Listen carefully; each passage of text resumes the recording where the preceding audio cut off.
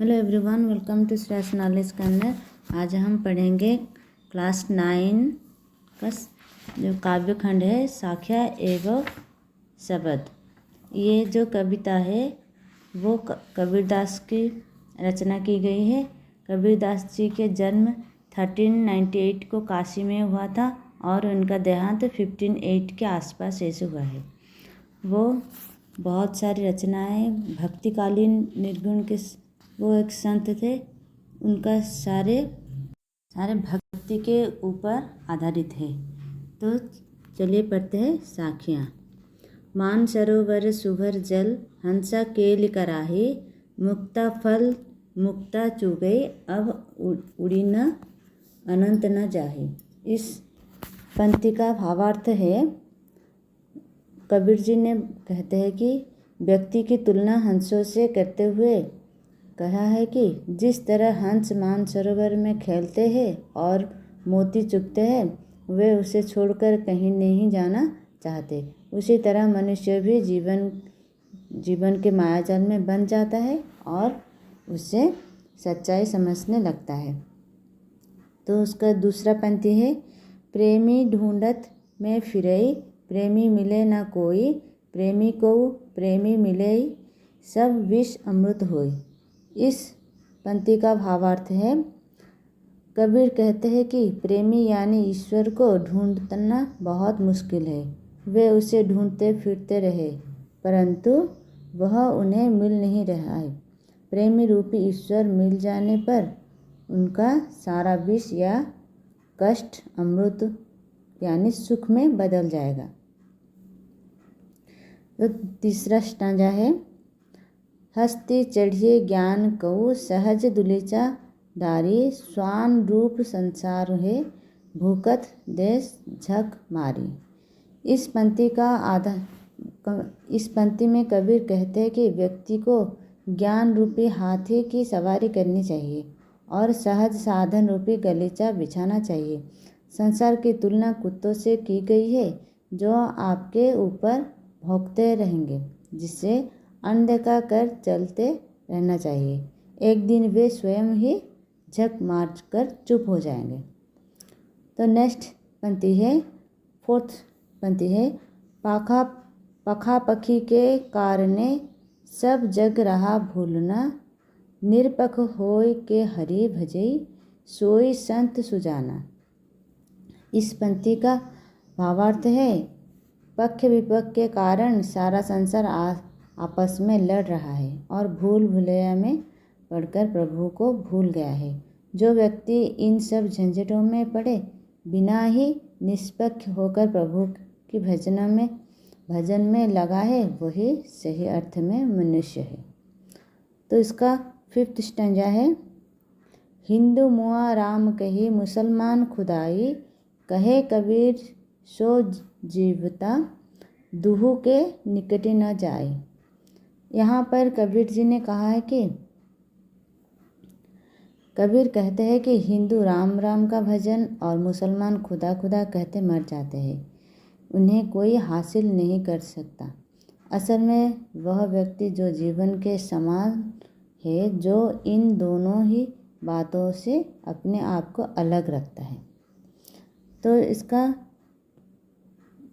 जो 6 number stanza है, कावा फिरी फांसी काशी भया, राम ही भया रहीम, मोट चून मैदा भया, बैठी कबीरा जिम। इस पंक्ति को कबीर जी ने कहा है कि आप तो कावा जाइए या काशी, राम भजे या रहीम, दोनों का अर्थ समान ही है। जिस प्रकार गेहूं को पीसने से वह आटा बन जाता है तथा बारीक पीसने से मैदा, परंतु दोनों ही खाने के प्रयोग में लाए जाते हैं, इसीलिए दोनों ही अर्थों में आप प्रभु के ही दर्शन करेंगे। तो इसका जो लास्ट पंक्ति है, ऊंचे कुल का जन्मिया, जय करनी उच्च न होई, होड़ सुवरन कलश सुरा भरा, साधु निंदा सोई। इस पंक्ति में कबीर कहते हैं कि केवल उच्च कुल में जन्म लेने से कुछ नहीं हो जाता। उसके कर्म ज़्यादा मायने रखते हैं। अगर वह व्यक्ति बुरे कार्य करता है तो उसका कुल अनदेखा कर दिया जाएगा। ठीक उसी प्रकार जिस तरह सोने के कलश में रखी शराब ही कहलाता है। तो यहाँ पर साख्या खत्म होता है और शब्द यहाँ से शुरू होता है। यहाँ शब्द का जो फर्स्ट है, मोह को कहाँ ढूंढे बंदे, मैं तो तेरे पास में। मुझे तू कहाँ कहाँ ढूंढता है, मैं तो तेरे पास में हूँ। ना मैं देवल में, ना मस्जिद में, ना कावे कैलाश में। ना मैं देवल मतलब मंदिर में हूँ, ना मस्जिद में हूँ, ना कैलाश में हूँ। ना तो कोनो क्रिया कर्म में, ना कोई कर्म या क्रिया में हूँ, ना ही योग विराग्य में, ना कोई योग विराग्य में हूँ। खोजी होए तो तुरंत मिले है, तो मुझे खोजने से मैं तुरंत ही मिल जाऊंगी। पल भर की तलाश में, तो थोड़ी पल भर में, अगर एक छोटे से पल में भी खोजने से मैं मिल जाऊंगी। कहे कबीर सुनो भाई साधो, कबीर कहते हैं कि सुनो भाई, सब श्वासों की श्वास में हूँ, मैं तुम्हारे हर सांस की श्वास में भी हूँ। तो यहाँ नंबर 2 का पद शुरू होता है। यहाँ नंबर 2 में है, संतो भाई आई ज्ञान की आंधी रे, भ्रम की टाटी सबई उड़नी, माया रहे ना बांधे। हिति चित्त की द्वे थुनी गिरनी, मोह बलिडा टूटा, तृष्णा छाने पर घर उपरी, कुविधि का भाटा फूटा। जो जुगति कदी संतो बांधे, निरुचि चुबई न प्राणी, कूड़ कपट काया का निष्काया, हरि की गति जब जाने। आंधी पीछे जो जल बूढ़ा, प्रेम हरि जन भीना, कहे कबीर भान की प्रगटे, उदित भया तन भीना। यहाँ पर कबीर जी ने कहा है कि ज्ञान की महत्ता को स्पष्ट किया है। उन्होंने ज्ञान की तुलना आंधी से करते हुए कहा है कि जिस तरह आंधी चलती है तब कमज़ोर पड़ती हुई झोपड़ी की चारों ओर की दीवारें गिर जाती है, वह बंधन मुक्त हो जाते हैं और खंभे धराशायी हो जाते हैं। उसी प्रकार जब व्यक्ति को ज्ञान प्राप्त होता है तब मन के सारे भ्रम दूर हो जाते हैं, सारे बंधन टूट जाते हैं।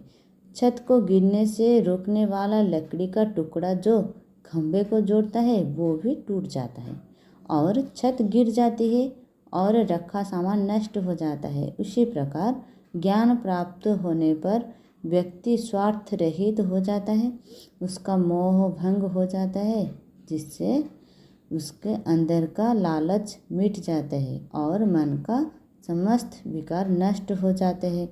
परंतु जिसका घर मजबूत रहता है, यानी जिनके मन में कोई कपट नहीं होती, साधु स्वभाव के होते हैं, उन्हें आंधी का कोई प्रभाव नहीं पड़ता।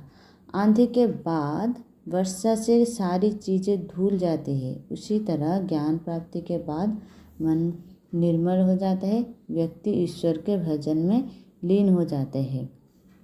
यहीं तक था कबीर जी के निर्मित साख्या और शब्द का वाक्य, और एक वीडियो में हम प्रश्नोत्तर करेंगे। धन्यवाद।